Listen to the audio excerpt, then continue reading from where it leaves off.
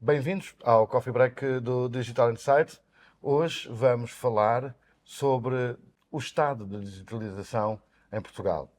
Comigo eu tenho a Ministra da Juventude e da Modernização Administrativa, Margarida Balcer Lopes.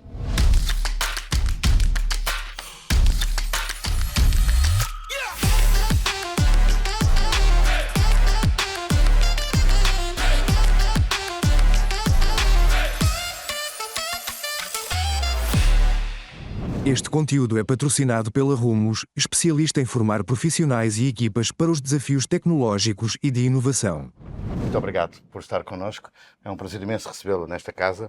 E eu começaria por lhe perguntar, e a ideia aqui é fazermos uma conversa para percebermos o estado das coisas, embora o seu tempo ainda é curto, mas também sei que a sua energia e a força de trabalho que tem é notória e tem-se reparado que tem conseguido colocar alguma dimensão no que está a acontecer no país a este nível, mas era importante perceber quais são os pilares estratégicos nacionais relativamente à digitalização para os próximos anos e como é que Portugal se posiciona no contexto europeu em termos de transformação digital. Fazer aqui um ponto da situação nestas referências. Certíssimo. Antes de mais, agradeço o convite. Há uma prioridade máxima até ao final do ano em termos da estratégia digital nacional, ou seja, aquela que é a estratégia que o país tem em matéria do digital. Estamos neste momento na fase final para concluir essa estratégia, para que depois essa estratégia tenha ciclos mais curtos com planos de ação com um conjunto de iniciativas. O que é importante e podemos antecipar já? Que pilares é que nós vamos ter? Pessoas, empresas, Estado, administração pública e infraestruturas. E isto tem a ver com a pergunta que me faz no sentido de qual é que é o nosso ponto de situação. Nós demos muitos avanços ao longo dos últimos anos, mas temos ainda, eu gosto de ver sempre pelo lado positivo, temos ainda muitas oportunidades de melhoria. Ou seja, indo às pessoas, nós temos ainda 44% da população portuguesa sem competências digitais básicas. Significa que nós temos 56% com, e o nosso objetivo até 2030 é termos 80%. E porquê que eu digo até 2030? Porque nós temos a década digital e a nossa estratégia digital, que é europeia, a nossa estratégia digital vai estar, como é evidente, alinhada com aquela que é a década digital e com a bússola que existe no âmbito dessa estratégia. Razão pela qual, para nós conseguirmos chegar a estes 80%, é muito importante nós apostarmos nas qualificações. Nas empresas, e continuando a responder à pergunta, mas com alguns dados para suportar porque é que nós temos de investir. Nós temos ao dia de hoje cerca de 54%, um bocadinho menos de empresas, estamos a falar de PMEs, com o nível de intensidade digital básico. Significa isto que nós temos quase 54% de empresas com este nível e temos até 2030 ter 90%. Ou seja, e estamos abaixo da média europeia. Ou seja, temos aqui uma oportunidade, vou chamar assim, de crescimento, até porque todos nós sabemos que o tecido empresarial em Portugal é marcadamente constituído por pequenas e médias empresas. Razão pela qual temos, obviamente, de investir bastante nesta dimensão. Ao nível do Estado, e portanto, eu estou a dar exemplos de cada um destes 4 pilares. Ao nível do Estado, nós, em termos daqueles que são os serviços públicos disponíveis de forma digital, nós estamos no 12º lugar, considerando o grupo onde nos inserimos da União Europeia. E eu estou a recorrer aos números mais recentes do DESI, Sim, que foram publicados no dia 2 de julho deste ano. Mas se formos aos serviços públicos digitais disponibilizados às empresas, já estamos em 20º. Portanto, nós ao nível da administração pública do Estado, temos ainda também muitas oportunidades de melhoria. Ao nível das infraestruturas, naturalmente, nós temos de investir, entre outras áreas, no tema da conectividade total, e sempre tendo presente que tudo o que diz respeito ao digital deve ter sempre presente a ideia de nós estamos a servir as pessoas e para o fazermos nós temos de garantir que é para toda a gente e, portanto, não continuar a deixar algumas partes do país com mais dificuldade de acesso, nomeadamente até a rede. okay. Vamos agora falar um pouco das PMEs. O Coaching 4.0 tem sido um apoio nesta área da transformação digital para as PMEs e eu queria que, se me puder dizer, que resultados concretos já foram alcançados com este programa e quais são os grandes desafios que têm em mãos para superar os objetivos deste programa. Sim, como sabe, houve a integração da Portugal Digital na Agência para a Modernização Administrativa e esse processo acabou por introduzir aqui alguns atrasos na implementação dessa medida. A nossa prioridade é agora acelerar, porque eu perco muito pouco tempo a olhar para trás e a apontar as falhas que acabámos por assumir, por herdar. Mas esse é um projeto com um atraso significativo e o nosso objetivo é acelerá-lo nos próximos meses. E já tem algumas medidas concretas que possam... O lançamento do aviso até ao final do ano, mas tendo sempre presente, é uma medida de PRR, é evidente, queremos executar. Mas mais do que executar, isso é transversal a várias áreas. A várias áreas, e eu no digital tenho muito esta preocupação. Com que propósito, com que utilidade? Ou seja, executar, naturalmente, porque são compromissos assumidos em nome do Estado português, mas tirando o maior proveito possível disso para o país. E nós, ao nível das nossas pequenas e médias empresas, nós ainda temos um grande caminho para percorrer ao nível do digital. Eu há pouco dava-lhe os cerca de 54% de nível de intensidade digital básico, mas, e porque a inteligência artificial é hoje, obviamente, uma tecnologia incontornável, nós temos ainda, em termos de utilização desta ferramenta nas pequenas e médias empresas, apenas 7%. Mas se formos, por exemplo, às grandes empresas, já é 35%. Ou seja, nós temos de utilizar todos estes instrumentos no sentido de garantir que as nossas empresas conseguem tirar partido destas oportunidades. Porque, olhando para o caso da inteligência artificial, isso depois tem um impacto brutal para o país. Há um estudo muito recente feito que aquilo que nos diz é que se nós formos rápidos e eficazes na adoção desta tecnologia, nós a 10 anos vamos conseguir um crescimento potencial do PIB em 8%. Se nos atrasarmos 5 anos, estes 8% já passam para 2%. Portanto, nós temos de ser capazes de capacitar as nossas empresas, os nossos empresários, dar-nos os instrumentos, não é dizer o que é que eles devem fazer, não é nada disso, mas dar-lhes todos os instrumentos para conseguirem tirar proveito da tecnologia. Os concursos que aí vêm, ou as chamadas que aí vêm, serão mais adequadas às necessidades das do mercado, empresas. das empresas. Isso é essencial. Olhando para o mercado também e as necessidades, se calhar, também do país. Como é evidente. E isso entronca com uma coisa que é a falta de capacitação das pessoas. É uma queixa enorme que as empresas têm, que é um problema das empresas, mas eu quero acreditar que no Estado acontece exatamente o mesmo.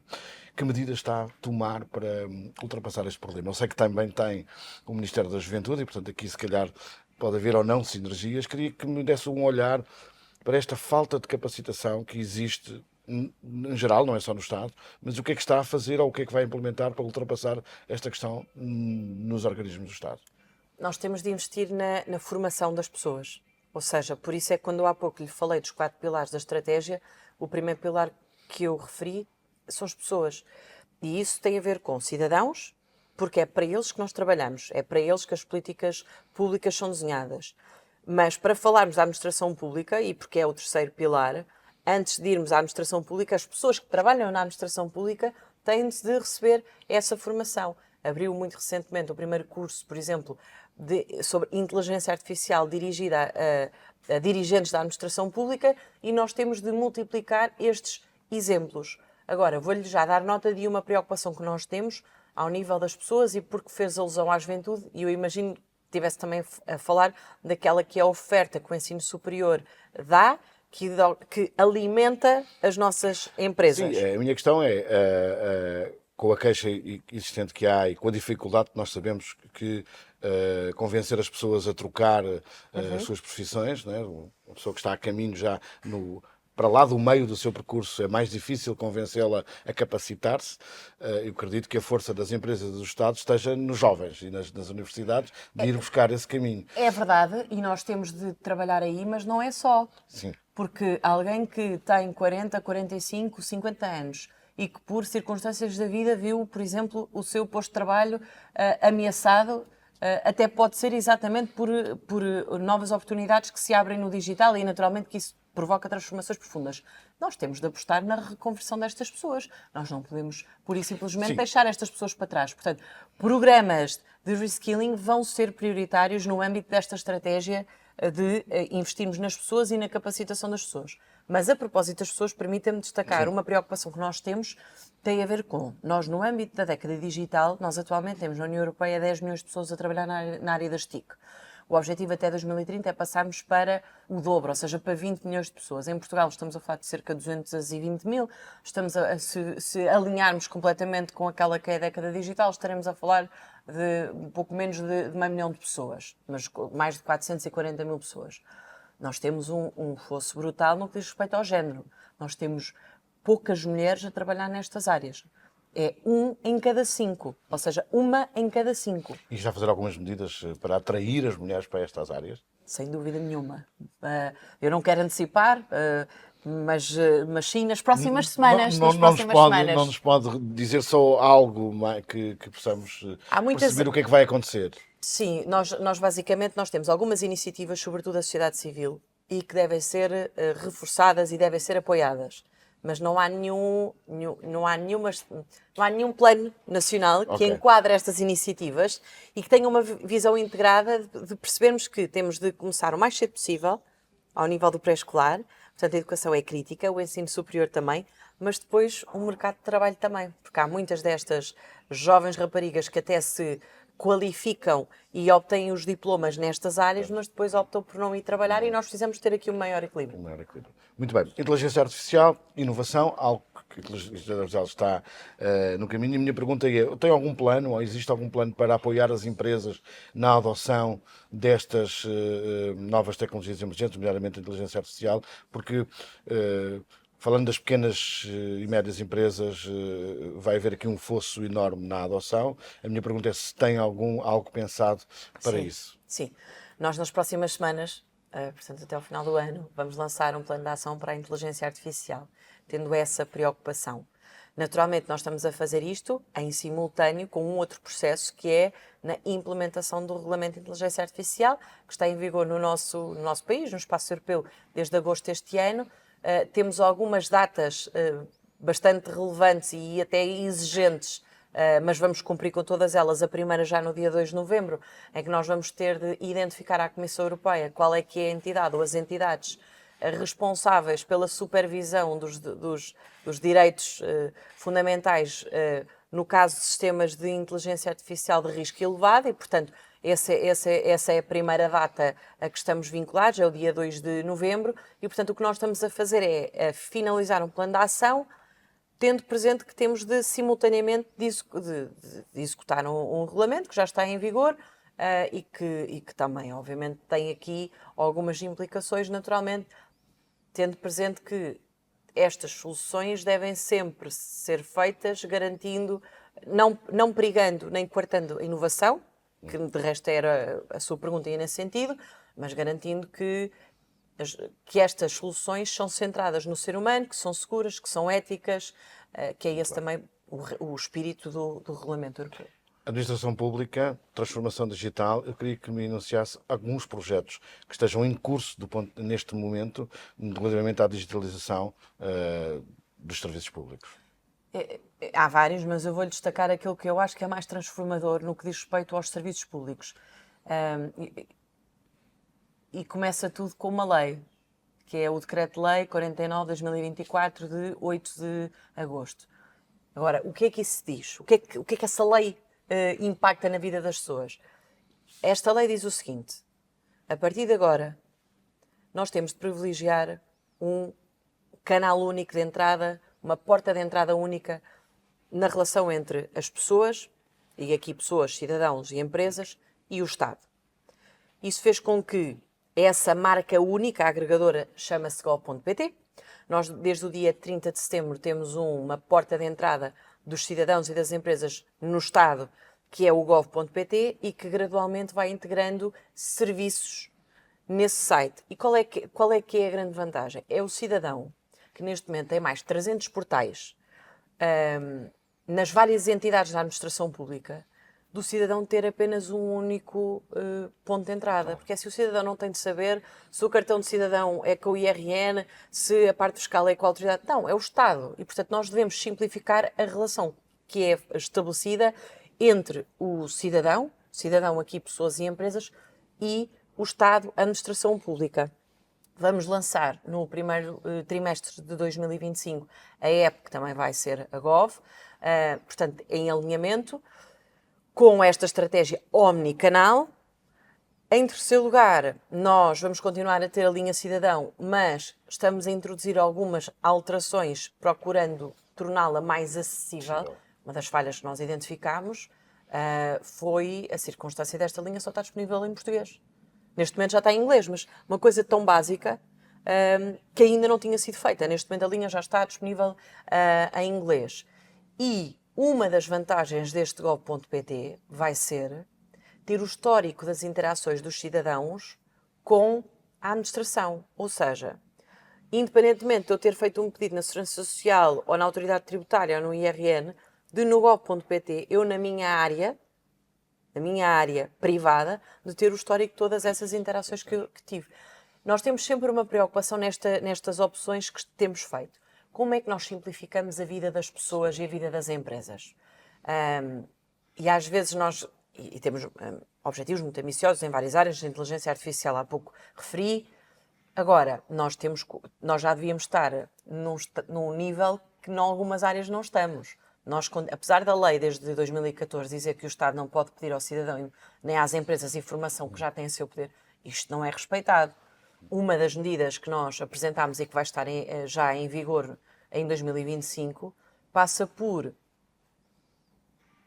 sempre que uma empresa se candidata a um concurso público ou é prestadora de um serviço ao Estado, não tem de apresentar os documentos, os chamados documentos de habilitação que o Estado tem a seu poder.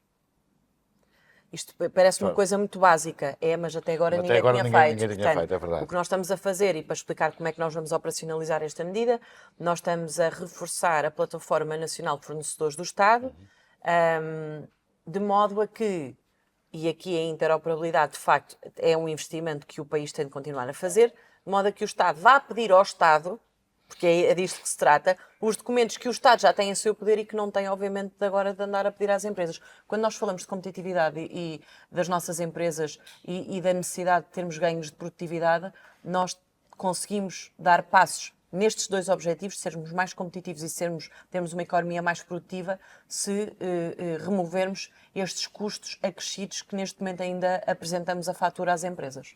Eu sei que este tema, o tema da inclusão, é algo que preocupa na sua linha política, e a minha questão é, no meio desta transformação, há muita gente vulnerável que vai ficar de fora. O que é que o Governo vai fazer para apoiar essas pessoas?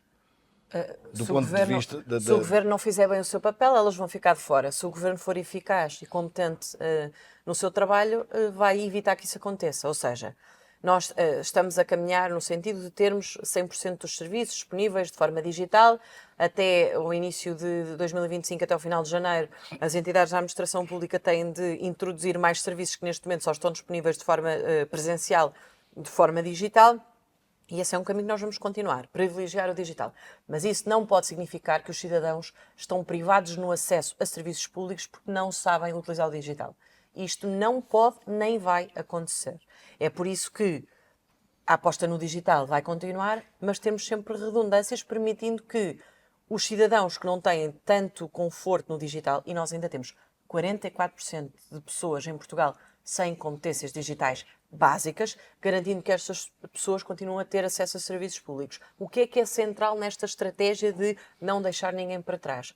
É de apostar nos espaços de cidadão. Ao dia de hoje nós temos 902 espaços de cidadão, até 2026 vamos ter 1143 espaços de cidadão, e o que é que estes espaços fazem? Estes espaços têm um mediador, têm uma pessoa que recebeu formação para esse efeito, que tem um tablet que disponibiliza a qualquer cidadão que se dirija a estes espaços e ajuda esta pessoa a ter acesso a serviços públicos que estão disponíveis de forma digital, mas aquela pessoa, por alguma razão, ou não sabe, ou não se sente muito confiante, e, portanto, este mediador tem este papel. Ou seja, faz duas coisas. Ajuda esta pessoa a ter acesso a esse serviço e, em segundo lugar, dá dessa forma mais capacitação para que essa pessoa no futuro eventualmente possa não ter necessidade de recorrer recorrer a a esse este serviço apoio. Mas nós temos de caminhar no digital, mas sem fazer depender o acesso a serviços públicos apenas para quem está à vontade no digital. As parcerias entre o governo, entre o setor público e o setor privado, nesta caminhada da digitalização, são de facto muito importantes.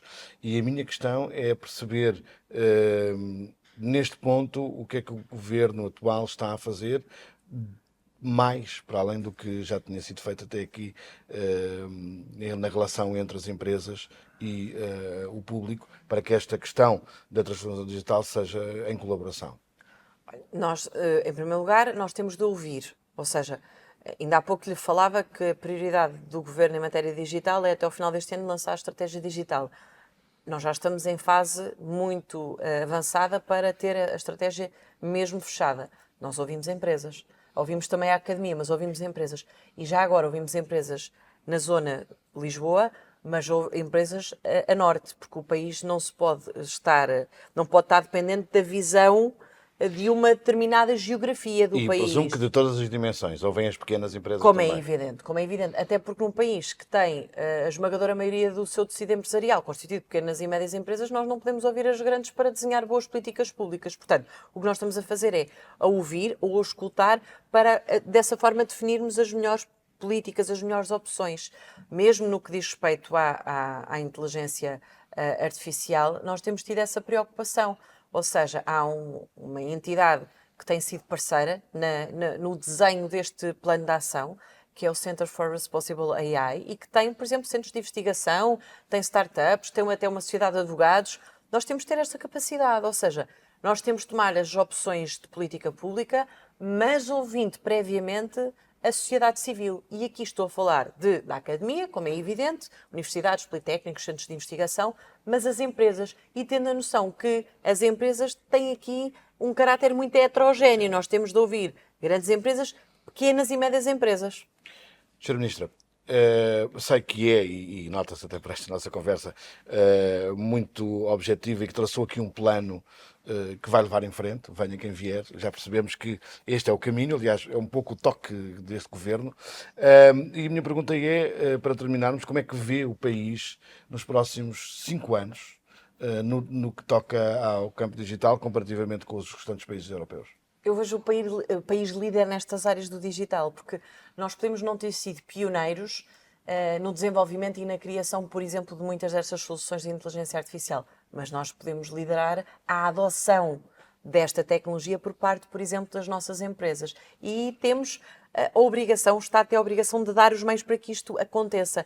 Um dos passos nesta ambição que nós temos de nos assumirmos no grupo de países líder do digital, foi o que demos agora durante o mês de setembro, quando nos propusemos e conseguimos a presidência do D9 Plus para o segundo semestre de 2025. E o que é este grupo? É o grupo de países líderes no digital da União Europeia. E nós vamos pela primeira vez presidir este grupo no próximo ano. Isso tem de significar que nós tiramos partido do facto de nos sentarmos à mesa com as nações mais avançadas no digital.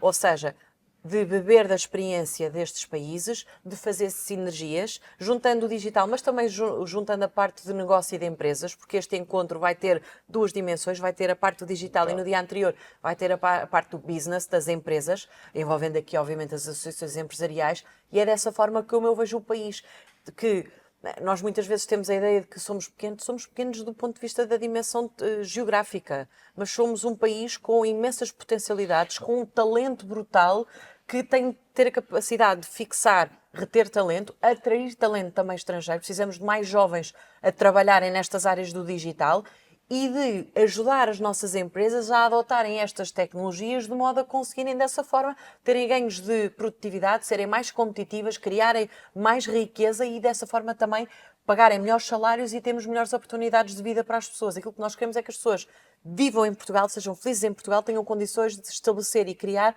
os seus projetos de vida cá. Pegando no que diz, quando a digitalização começou no espaço europeu a ganhar aqui uma grande dinâmica, no início deste processo toda a gente dizia é agora que Portugal dá o salto, porque essa questão do geograficamente não precisamos de estar no centro da Europa, temos talento e até agora nada disso aconteceu.